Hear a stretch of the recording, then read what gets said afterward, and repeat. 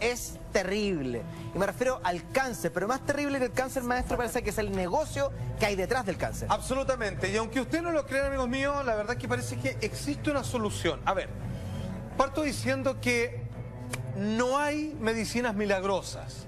No existe una pastillita que uno se tome alguna vez y el cáncer ramificado en tu cuerpo vaya a desaparecer de la noche a la mañana, aun cuando hay casos que sí ha ocurrido de esa misma forma. Sin embargo, hoy día quiero plantear dos cosas. Uno, el horror estadístico de cómo esta enfermedad ha ido en aumento año a año. Entenderlos por qué. Y para usted, si es que trato de entregarle alguna mínima luz de esperanza, quizás la solución la podemos entregar el día de hoy. Alarmante aumento en la incidencia de cáncer de piel.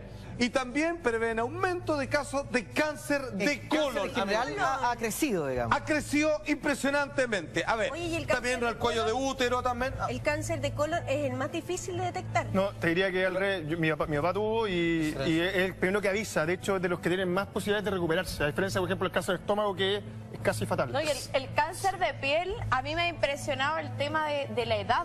Porque antes uno veía cáncer de piel, podía ser más avanzada edad, pero yo tengo un amigo que tiene 30 años y ya tiene cáncer de piel. Oye, absolutamente. Bueno, es una de las razones. Uno de cada 3 adultos de Norteamérica tiene cáncer y no lo sabe. Quédese ahí, amiga mía, porque tengo las estadísticas al respecto. Atención, ¿cómo ha ido en aumento la cantidad de personas que padecen de cáncer el día de hoy? Porque antes era algo raro. Yo tenía un tío que tuvo cáncer. Era menos común. Viejo, ya todos conocemos muchas personas que tienen o han tenido cáncer. Atención, señor director, muchas gracias. En el año 1900, una de cada 20 personas sufrió de cáncer.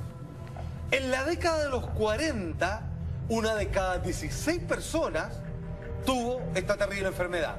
En la década de los 70, una de cada 10 personas ya estaba, obviamente, afectada por el maldito cáncer. Y en la actualidad, hoy, esto es bravo, una de cada 3 personas. Pero vale decir que solo en este panel, solo en términos estadísticos lo digo, 2 personas acá tendrían cáncer. Mira, pasamos del 5% al 30%. Pero Digamos que todos en nuestra familia hemos tenido, yo creo, alguna persona con cáncer. ¿Quién no? Por supuesto. Y en este caso, muerto. yo creo que la culpa se la echa en el tema de la capa de ozono, que los rayos o no. Es que es el cáncer de piel, pero hay muchos cánceres. También va subiendo la expectativa de vida. El cáncer se presenta hoy día en gente más joven, pero antes en gente mayor.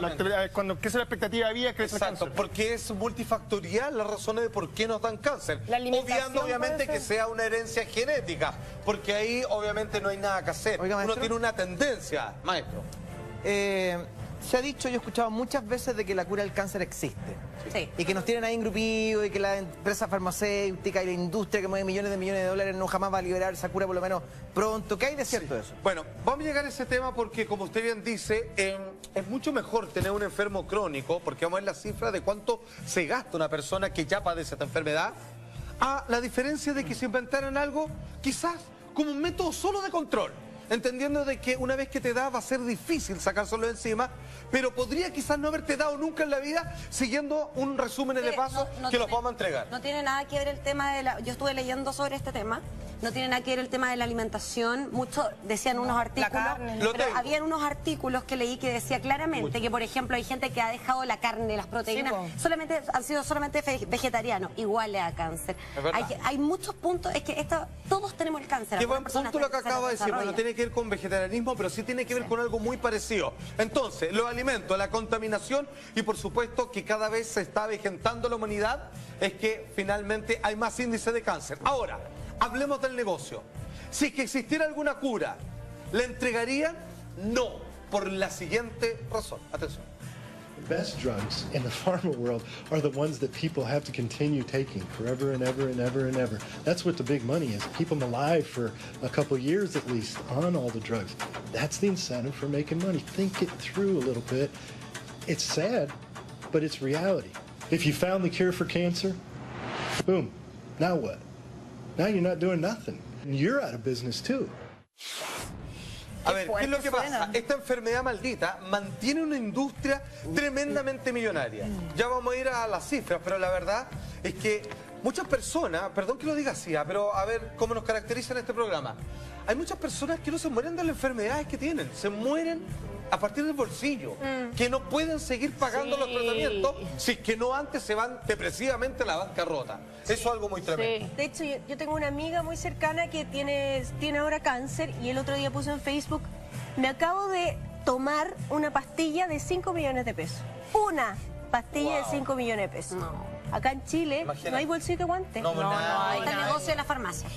Absolutamente, de que si que dependemos de ella, como acababa de hablar este médico especializado en este tema, finalmente ellos no van a soltar algo que es tremendamente precioso en términos de ingresos de millones de dólares. Porque es mejor, bueno, como decía el doctor Eckhart, finalmente, incluso hoy día lo que buscan es recetar hasta los que están sanos. Te buscan, oye, usted capaz que tenga esto, usted tiene dolor de cabeza, necesita tal pastilla. La idea es medicar a todo el mundo. Y entender que quizás sean los propios medicamentos que te generen una cosa.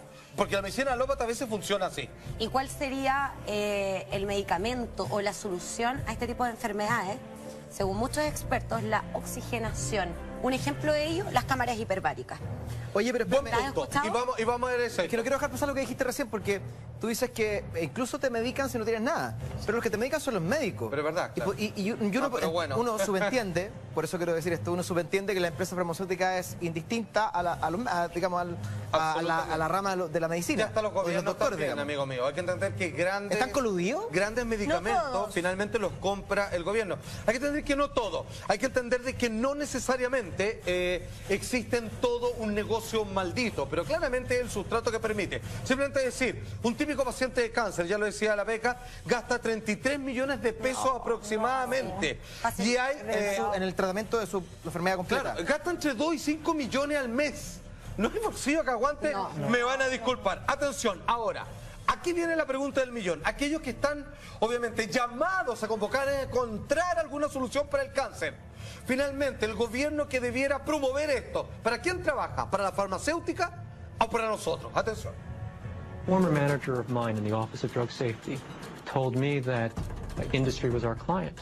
And when I said to him, no, the public is my client, he said I was wrong, that it was industry. FDA is there to serve its client industry. It is not there to serve the public. Así nomás. O sea, finalmente se han hecho demandas al respecto de personas que... Pero la FDA más que es la que fiscaliza, se supone. Imagínate que es la que ve, digamos, cuáles son los tipos de alimentos o drogas, lo que sea que puede consumir la gente, y de repente nos damos cuenta que ellos dejan pasar un montón de cosas con efectos colaterales en la medida, digamos, que sigue siendo un buen negocio, todos mojados, entendámoslo así, en buen chileno. Ahora, ¿por qué entendemos que también puede ser un tremendo negocio esto del cáncer?